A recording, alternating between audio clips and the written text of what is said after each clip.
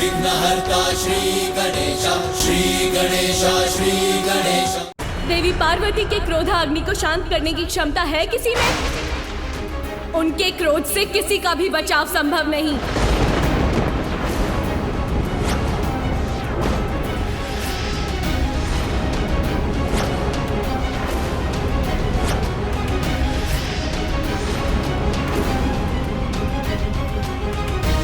मैं उचित कह रही हूँ ना यमराज? आपको तो स्मरण होगा, भक्त मार्कंडे के जब आप प्राण हरने गए थे तो आपसे महादेव के प्रति दृष्टता हुई थी और उन्होंने आपके साथ क्या किया था?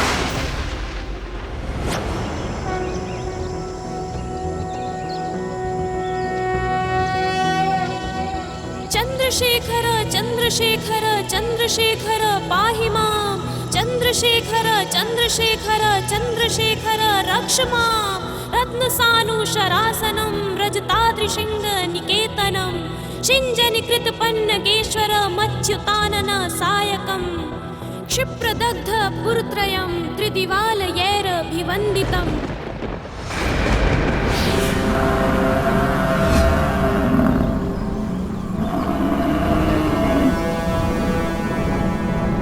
बालक, मृत्यु लोक में तुम्हारा समय समाप्त हुआ। मेरे साथ चलो, मैं यमराज तुम्हें लेने आया हूं। अपना यह मंत्र जाप रोक कर बाहर आओ और अपनी मृत्यु के लिए प्रस्तुत हो जाओ।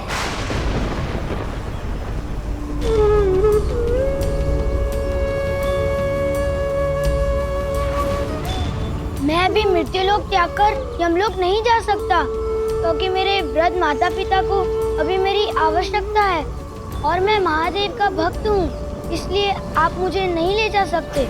महादेव ने ही मुझे यह कार्य सौंपा है बालक। ये आयु संपूर्ण होने के पश्चात मैं सभी को मृत्यु प्रदान करूं। समय आने पर मुझसे किसी का भी बचाव संभव नहीं है, फिर वो शिव भक्त हो या विष्णु भक्त। मेरे समक्ष तो सभी विवश हो जाते हैं बालक। इसीलिए अब मेरा समय व्यर्थ मत करो और अपना हठ त्याग कर शीघ्र बाहर आओ। तुम्हें क्या लगता है बालक, यदि तुम बाहर नहीं आए तो मैं तुम्हें अपने साथ लेकर जाने में विफल हो जाऊंगा? मेरा यह पाश अब तुम्हारे प्राण बाहर खींच लाएगा।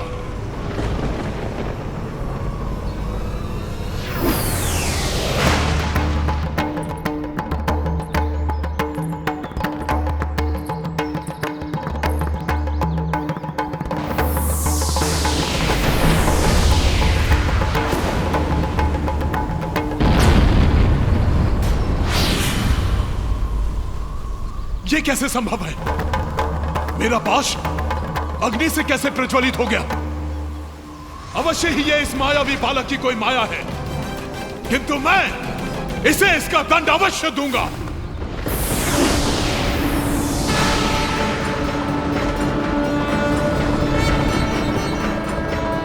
यमराज ने अपने पाश से शिवलिंग अर्थात मेरे स्वामी को स्पर्श करने का दुस्साहस कैसे किया?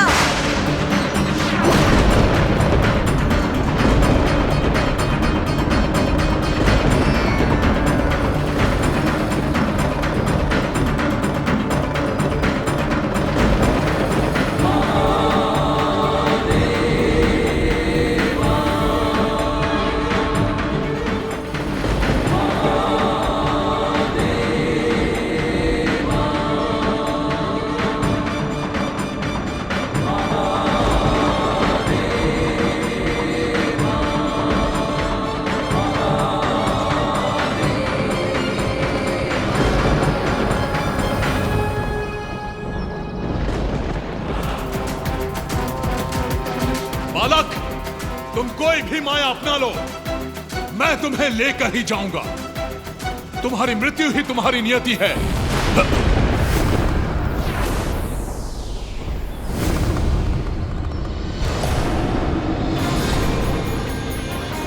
स्वयं अर्धनारीश्वर यहां इस बालक की रक्षा के लिए?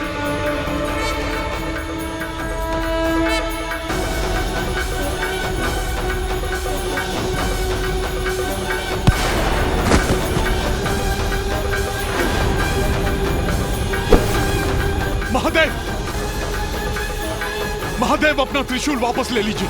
अन्यथा अनर्थ हो जाएगा। मृत्यु का देवता ही मृत्यु को प्राप्त हो जाएगा। महादेव, महादेव! स्मरण है ना यमराज, तब आपके पार्थिव शरीर के समीप एकत्रित होकर इन सभी देवताओं ने देवी पार्वती से आपके पुनर्जीवन की प्रार्थना की थी, ताकि सृष्टि का क्रियाकलाप सुचारू रूप से चलता रहे। तब देवी पार्वती ने शांत होकर आपको पुनर्जीवन दिया। किंतु आज स्वयं उनके पुत्र का अंत हुआ है। अब उनका क्रोध कैसा विनाश करेगा, ये भला कौन कह सकता है?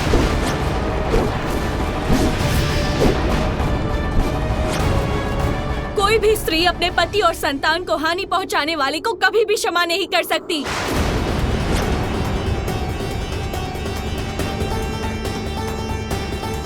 शीघ्र ही देवी पार्वती यहाँ पहुँचेंगी, फिर कौन संभालेगा उन्हें? बोलिए।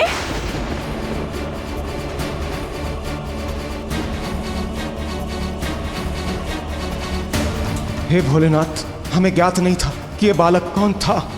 देवराज, आपको ज्ञात नहीं था कि ये देवी पार्वती का पुत्र था, किंतु मुझे तो ज्ञात था ये कौन है।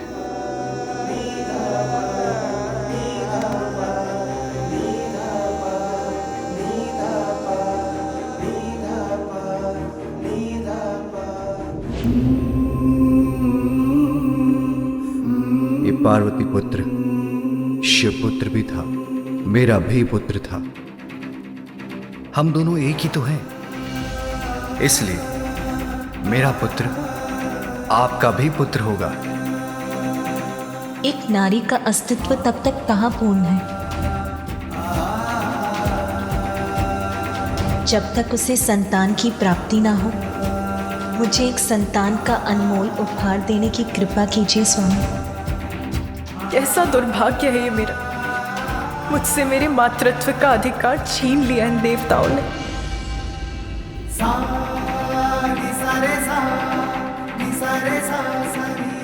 इतने स्वार्थी मत बनिए देवराज। एक माँ से उसके पुत्र को विलग करने का प्रयास मत कीजिए आप। अपने पुत्र को अपने से विलग नहीं होने दूंगी और आपको भी ऐसा नहीं करने दूंगी।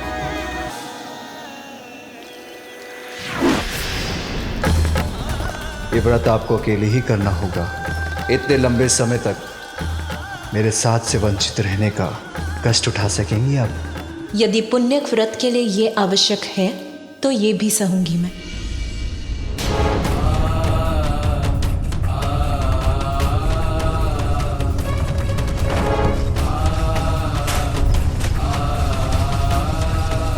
ये कैसा कंपन है?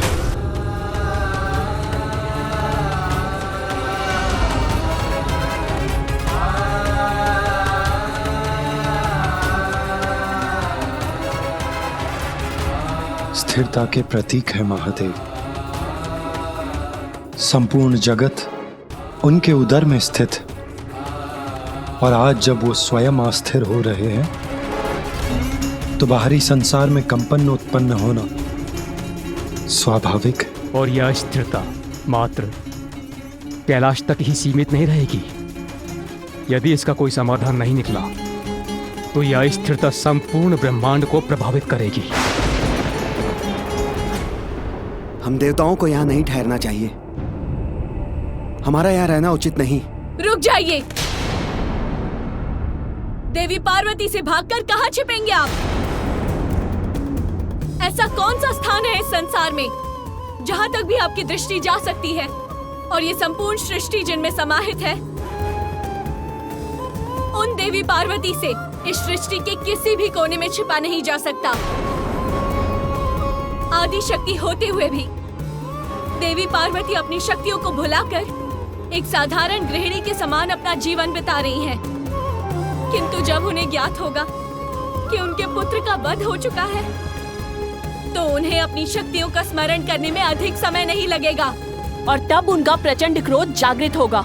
उनके क्रोध का सामना करने का साहस तो रखिए देवगण, क्योंकि इस अनर्थ के घटने में दोष आप सभी देवताओं का है।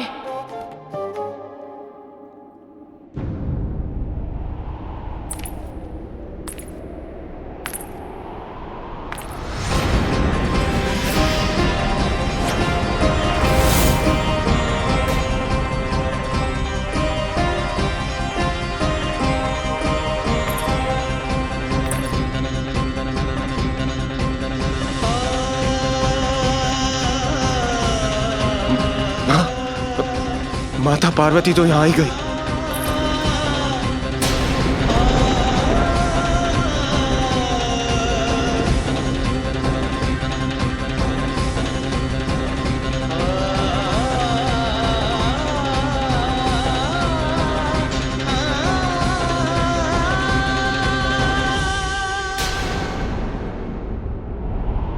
मेरा पुत्र कहीं दिखाई नहीं दे रहा है। कहाँ छिपा है वो?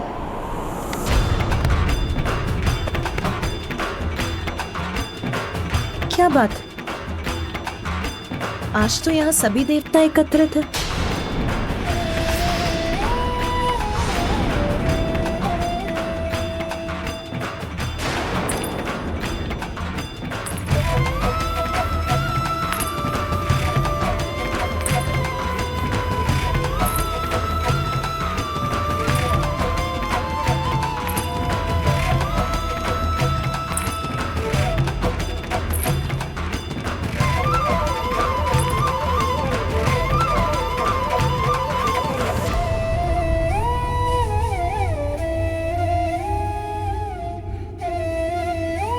ब्रह्मदेव और नारायण भी यही हैं।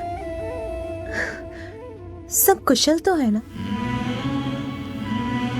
संसार पर असुरों का कोई नवीन आतंक तो नहीं छाया ना?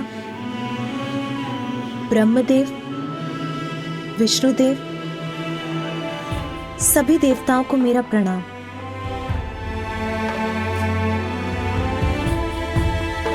संकट आए भी तो भयभीत होने की क्या आवश्यकता है? आप सभी मिलकर किसी भी संकट के निवारण का उपाय सोच ही लेंगे।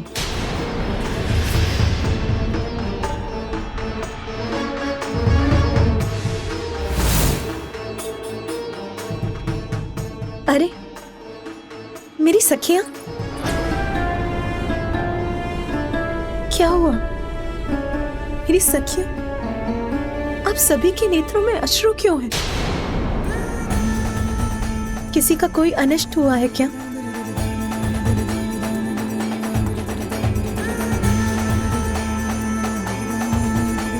आप सब यहाँ, सबके मुख पर दुख का भाव।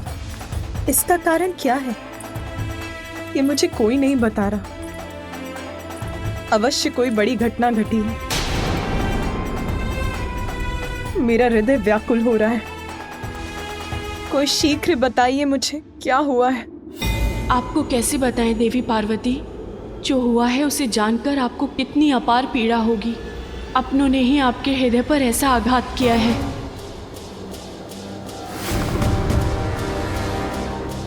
स्वामी, स्वामी यहाँ है। उन्हें तो लौटकर सीधे मेरे पास आना चाहिए था। वो यहाँ अकेले क्यों बैठे हैं?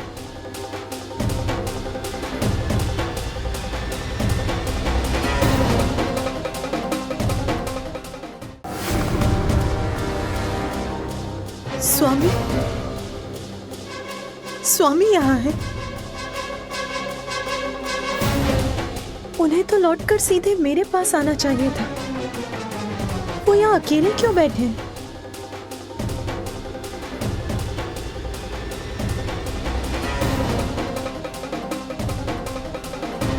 और मेरा पुत्र, पुत्र कहाँ है? पुत्र,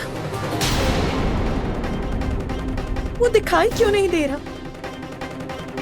स्वामी, आप ही कुछ बताइए।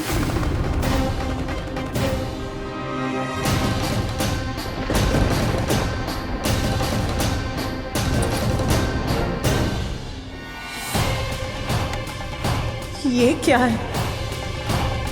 किसकी आकृति है ये? कौन पड़ा है यहाँ भूमि पर? अब सत्य उजागर होकर ही रहेगा, उसे और नहीं छिपाया जा सकता।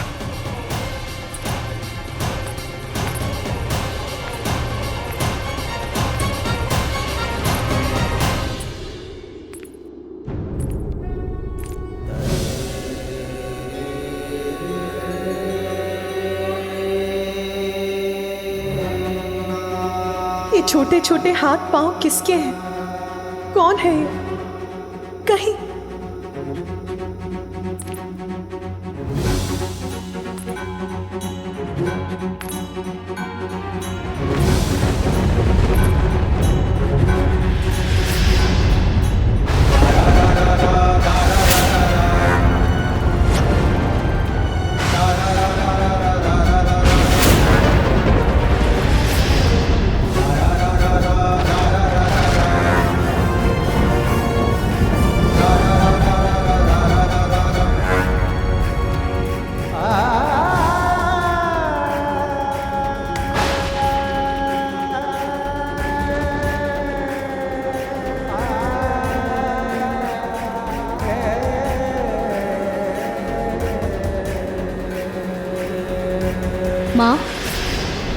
आपकी सेवा करने, आपको सुख देने आया हूँ। मुझे बताइए माँ, अपनी चिंता का कारण। इस संसार में मैं आपकी सभी चिंताओं को हरने ही तो आया हूँ।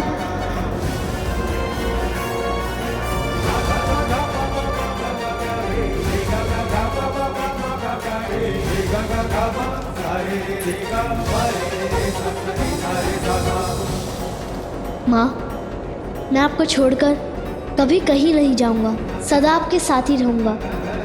मैं ये वचन देता हूँ।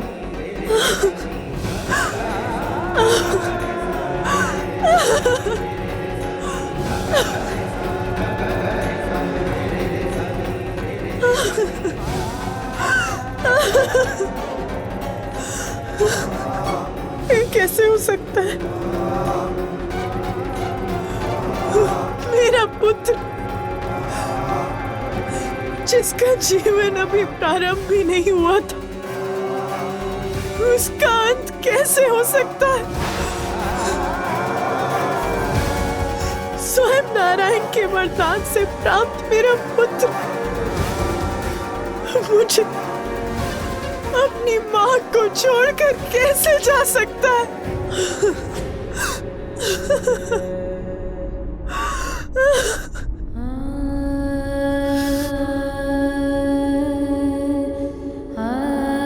किसने किया ये क्रूरतापूर्ण दुस्साहस?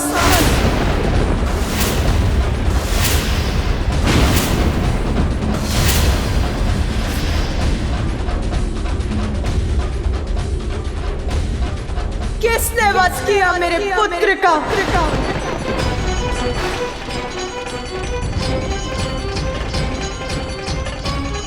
मैंने पूछा किसने?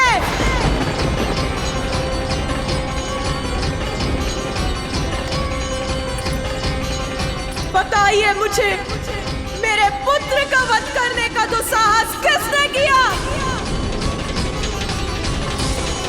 आप लोग उत्तर क्यों नहीं देते?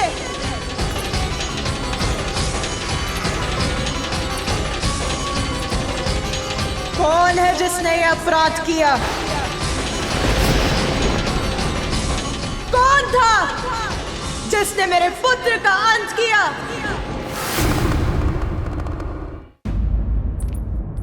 स्वामी, आप ही बताइए, किसने किया ये जघन्य अपराध? किसने विलग किए मेरे पुत्र के शरीर से उसके प्राण?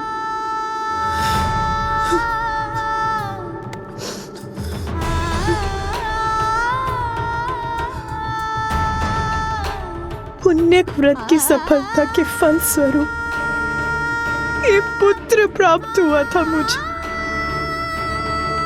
फिर मैंने आपके आने का समाचार सुना तो मैं स्नान करने चली गई। अन्य सभी गण तब आपके साथ थे, इसीलिए मैंने द्वार रक्षा के लिए हाथ छोड़ दिया। किंतु स्वामी, इतने ही समय में ऐसा घोर अनर्थ कैसे हो गया? बताइए स्वामी, कैसे हो गया ये घोर अनर्थ?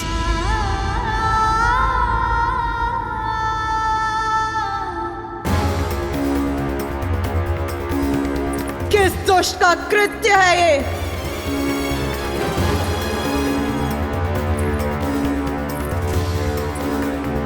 कौन है जो काल एक अनंत अंधकार में विलीन होना चाहता है?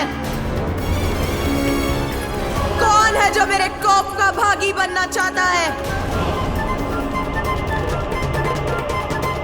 कौन है जिसने मेरे पुत्र का वध कर मेरे प्रति ऐसा अक्षम्य घोर अपराध किया है?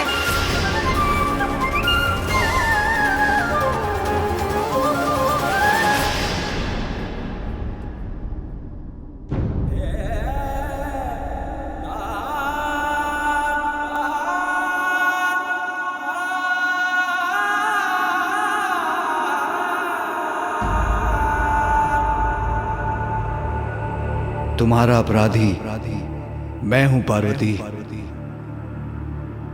मैंने ही तुम्हारे पुत्र का वध किया है।